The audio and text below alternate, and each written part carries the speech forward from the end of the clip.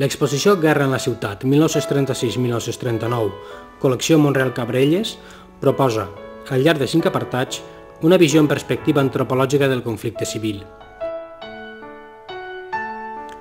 Guerra Total vol mostrar l'evanescència entre els espais civil i militar, fruit de l'aparició de noves tecnologies bèl·liques.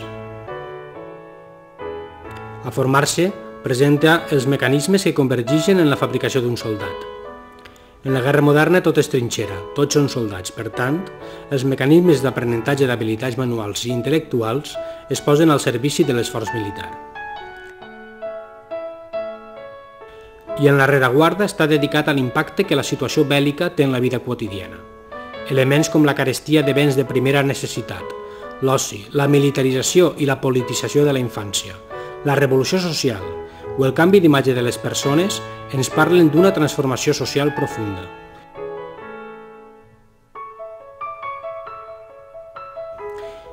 Un nou imaginari reflexiona sobre el paper de la imatge en la creació d'un imaginari col·lectiu a través d'una selecció de figures emblemàtiques del conflicte civil.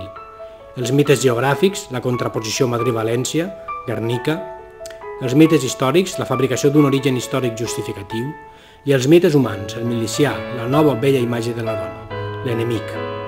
Fotografiant la guerra i l'interactiu La guerra avui, dilema, són una reflexió sobre el paper que tenen els mitjans de comunicació en la narració d'una guerra, establint continuïtats entre el nostre últim conflicte civil i conteses recents.